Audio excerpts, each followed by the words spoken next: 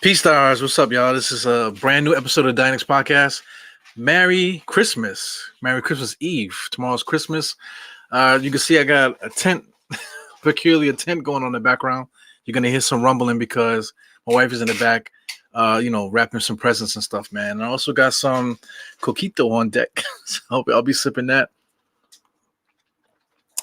periodically throughout this little taping, man. Also got my camera here for a reason too. So anyway, man, this is Dynex Podcast. Knicks family all day. Shout out to Hector Gaddison.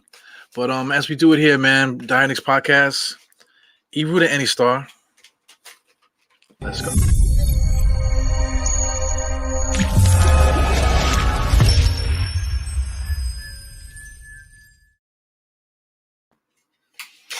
Yeah, man. So as you can see, I want to talk about our guys here. No extension for DSJ and Frank, man. So that's a big thing. But not really. Let's just get into it, man. I don't want to waste your time today. So just look at this. This is the 2017 draft. It's the draft of Frank and DSJ. So just look at these different names that are here, man. We got Markelle Fultz, we got Lonzo Ball, Jason Tatum, Josh Jackson, De'Aaron Fox, Jonathan Isaac, Lauri Markkanen. And then we get to the guys that were drafted back to back. That's Frank Ntilikina and Dennis Smith Jr. So, I mean, they've been connected ever since that draft because everyone said that we should have drafted DSJ. And we probably should have, man. And maybe his career might have been a little bit different if he started off in New York. Because, he actually had a decent career at the beginning when he was with Dallas. So if he was with New York because we needed a point guard, maybe he would have had a better time. Frank Ntilikina was drafted for the wrong reasons. We was running the triangle. And the writing was already on the wall that Phil Jackson was going to be out of here. So, I mean, the writing was on the wall for that. As soon as we got that triangle thing going, that Frank was going to be the guy. And it absolutely was the wrong pick, man. In hindsight now, looking back at this draft, Frank Ntilikina, truthfully, shouldn't even be nowhere near lottery. He should be drafted, checking out these names, second round. So, I mean, let's get into it, man. We got Zach Collins, Malik Monk, Luke Kennard, we'll talk about him later on. Donovan Mitchell, of course, we'll talk about him too. Bam Adebayo, Justin Jackson, Justin Patton, DJ Wilson, TJ Leaf. He knows a bunch of guys. John Collins. I'm getting into some obscure names here now. Harry Giles. We got Terrence Ferguson, Jared Allen, OG. I knew. Anyway, he's a good player.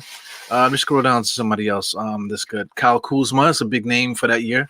Derek White, Josh Hart, all these different names, man. So, Frank Jackson is actually doing pretty good nowadays. Let me scroll down, see who else I see here. Jordan Bell's another name that pops out at me. Dwayne Bacon is still trying to make a name for himself. Thomas Bryant, he's playing pretty good now for what's that? He's playing for Washington now. Damian Dotson, even though he found us a new team. Dylan Brooks is doing really well. Keep scrolling down here. And that's about it that I noticed here. Kadeem Allen, your boy Kadeem Allen, he's also a former Knick. So I mean, these guys were all drafted in that 2017 draft. And like I said, now after the production, maybe DSJ could have went first round. But Frank is definitely somewhere down here in the second round. Maybe even undrafted. So I don't want to say that because I don't want to piss you guys off. But check out Kadeem Allen. Kadeem Allen, he was a former Knick, and we ended up getting rid of him. He's not on anybody's NBA team now. But this Knick fan actually would want Kadeem Allen back. Because Kadeem Allen, if you look back, Kadeem Allen was the only one that was really putting up decent numbers enough. He was putting up he was getting, whenever he was a starter, he actually put up starters production. DSJ or Frank, well, I can't say DSJ. DSJ actually, he was putting up 15 and 5 when he first got here. But Frank is still 6, 3 and 2. After all the stuff that people talk about him, how the potential and development and stuff like that, when it comes down to it, not everybody could play, man. I mean, look at some of these names that I didn't mention, man. There's so many different players here. Not everybody's cut out to be an NBA basketball player, so you can't really get mad. But at the same time, you want to talk about developing. I want to shout out this one player, Josh Jackson. He was the fourth pick in the draft. So he was drafted by Phoenix. Phoenix got rid of him. He exhausted it, whatever. Maybe he had problems off the court and stuff like that. He had his little issues and stuff. But right now, I forgot what team he's playing for now. I believe he's playing for let's click at. I believe is Detroit, right? What's he playing for right now? I know the guys in the chat are salivating. Yeah, but he's playing for Detroit right now. His first game for Detroit, he got 19 points, 6 rebounds, 2 assists, 1 steal. That's if he can continue to do that, because he also came off the bench too. But they don't really have anybody ahead of him that's really playing well. But if he can continue to do that, then his development is complete. And you can't blame Phoenix for not developing him. The individual player has to take responsibility for his own career. And Josh Jackson, he wants to be in the NBA. Detroit gave him a shot, and he's seizing that opportunity. So now maybe Frank and DSJ. DSJ already had his chance. He got traded from Dallas, so he had so many different chances in the NBA to make his move to get better. He still hasn't done that. Frank, up until this point, maybe he needs to change the scenery. Maybe he needs to go to, everybody always says San Antonio, but if he goes to San Antonio right now, he would be in the same boat, and he wouldn't even get off the bench in San Antonio. I'm talking about Frank. You know what I'm saying? So it's all a big fantasy here, man. Yeah, so there's a bunch of names here. I'll talk about them as I go on here. But let's just get into that. I can show you Bleacher Report article here that just highlights all the people that got signed. Now, here's the thing: the Knicks were chastised because we didn't spend all of our money. We still got $19 million left to spend. Why do we have to spend the money? So then the Knicks proved that. Why do we have to spend this money? All these guys got their extensions from that 2017 draft. But why do we have to extend DSJ and Frank? There's no reason to. There's nobody forcing us to sign it. Just like I'm gonna get into some of these different players on these teams.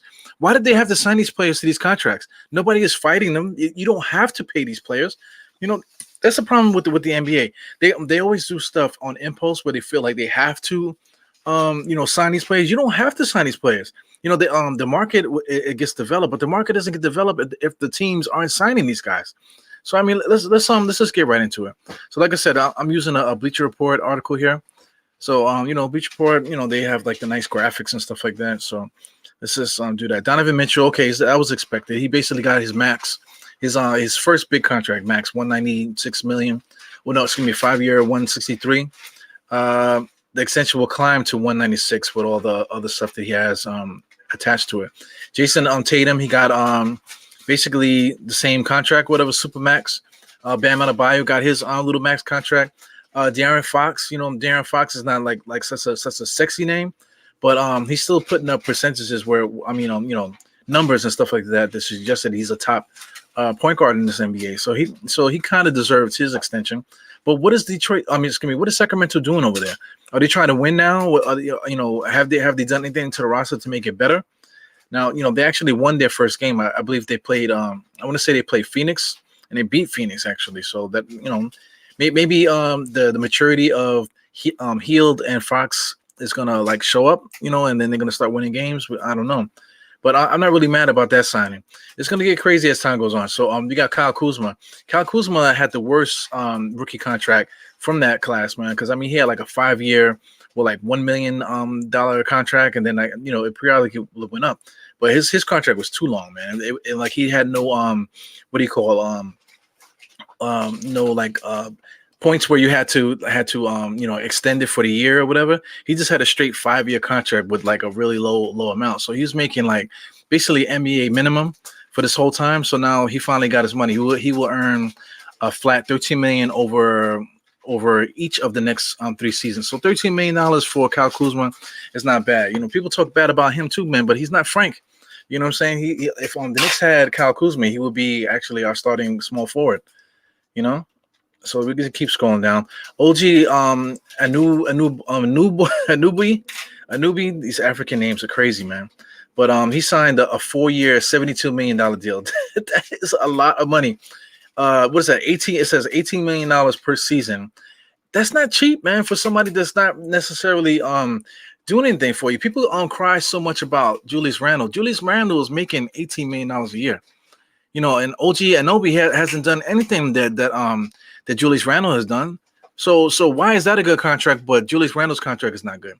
I heard some guys tonight on Grillomo's show, Legion of Knicks podcast. They were saying that the $18 million was overpaying and stuff like that. So what is this? What is this about OG getting $18 million? Anyway, keep on going. San Antonio. I'm kind of surprised San Antonio did this because Derek White. I wouldn't say that he's a good player. He's not a player that I would want to sign for a 4-year, $73 million contract. Basically the same contract that OG got. So I mean, $18 million for Derek White. What is Derek White doing over there? I'm not gonna click his stats or anything, but when I think of Derek White, I'm not thinking about somebody that's a world beater. San Antonio has a lot of guards, a lot of swingmen too. They just drafted a swingman. And they still got Rudy Gay over there too. So why are you extending this guy for this amount of money when you have plenty of replacements coming up off the bench? It doesn't make any sense. These are moves that if the Knicks did, our fan base and the media would be trashing them. But around the NBA, this is all cool, man. Luke Kennard, this one here I want to talk about.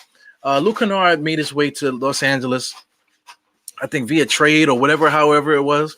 But his extension was a 4-year, $64 million contract. That equals $16 million a year, according to this, right? But they didn't want to pay your boy. What's the guy's name? The freaking center that they have. They went to LA. He's actually making $9 million a year for the Lakers. But they had the money to give Kennard $16 million a year. How does that work? I just don't get it. Like if that happened to the Knicks, it would just be a media firestorm. We would not be able to hear the end of it. So I'm quite sure somebody in the chat is salivating too, because I can never get names when I'm trying to explain stuff. But $16 million a year for a guy that you just got. He's never even played a game for the Clippers yet, and you already extended him for 4 years, $64 million, $16 million a year. That is a stretch, man. Let me check the chat, see if anybody said his name. Montrez, thank you very much. That's Knicks community. Thank you very much, Mr. Aiden. Thank you for tuning in. But yeah, man, it's just bugged out. I'm gonna keep scrolling and see what else we got here. Markelle Fultz. Now Fultz had a broken jump shot and all this other stuff. He's also like injury prone. The way that he jumps and lands looks crazy, but he's actually been improving. So I get that they would extend him, but a 3-year, $50 million contract for a dude that you don't even know is gonna and you drafted Cole Anthony, and it just don't make no sense. It don't make any sense. Our fan base would have been like, "Yo, why are you extending this guy if we drafted Cole Anthony? What's the point of drafting Cole Anthony if this is the guy you're paying to be like your franchise point guard?" It makes absolutely no sense, man. Keep on scrolling. It just gets better. Same team, Orlando. What the hell is Orlando doing? Jonathan Isaacs is not even playing because he got COVID. He had like a problem with COVID or whatever the hell is wrong with him, and he can't play. He can't play right now. And they gave him a 4-year $80 million contract. If my math is correct, isn't that like $20 million a year? Is that correct? Yeah, $20 million a year. Jonathan Isaacs is getting $20 million a year for not playing. He's not going to play this year because of things having to do with his cardiovascular, due to the COVID, man. He has to get himself back together. So you thought it was a good idea to give him 4 years of $80 million? Did you have to give him that? You didn't have to. You could have let him just be a restricted free agent. The same thing the Knicks did. I'm gonna just keep scrolling, man, because it just gets better. Well, Lonzo Ball, whatever he got, he probably deserves, man. Did he get an extension, or is this talking about okay, I'm sorry. These are people that will need to go to restricted free agency. So these guys didn't get an extension. So Lonzo Ball is one. So Lonzo Ball is on the Knicks radar, So maybe we might be able to trade for him. People keep talking about trading for Lonzo Ball, but we're gonna have to give up assets for that. It's not like we're gonna give them DSJ and Frank, and then go like, okay, I'll take that. That's not how it works, man. We're gonna have to give up something. So tune in for that. Laurie Marketing, that's another player that Knicks fans love just because he can shoot the three. But he was in the doghouse with Chicago last year. But they didn't extend him because they're gonna wait and see what he does. But I mean, right now they got the other dude. They just drafted. Now he's starting. So I mean, their starting lineup starting to build itself. So I mean, I don't think they're gonna get rid of Larry Markkinen. They're probably gonna keep him. So we'll see how that goes. Zach Collins in Portland hasn't really been that great of a player. So I mean, him getting the restricted free agency tag is about right. John Collins, excuse me, from Atlanta. He just came off with a 20 and 10, if I'm not mistaken. He should be like, I see stuff like cornerstone piece and stuff like that along with Trae Young, but they're gonna let him go into restricted free agency. Now that's what a healthy franchise does. They already spent all their money this offseason. So they're gonna wait and see and let him go into restricted free agency. And if he finds a contract and if they want to match it, then that's the way to go. And that's what the Knicks are doing. So I mean that's the right move. Josh Hart, he's another one. New Orleans. New Orleans don't have money. So why would they extend him? Because they don't have any money. So they're gonna have to end up trading somebody in order to stay underneath the cap threshold. There's a couple other guys too. Look, others. Frank and DSJ. So I mean that annoys me too because they didn't put them into the main list. But in the whole grand scheme of the conversation, Frank and Smith are on the top. But when it comes to this, they put them in the others because it's not notable. Unless the Knicks extended them, then it would be big. How the Knicks are so stupid. Why would they do that?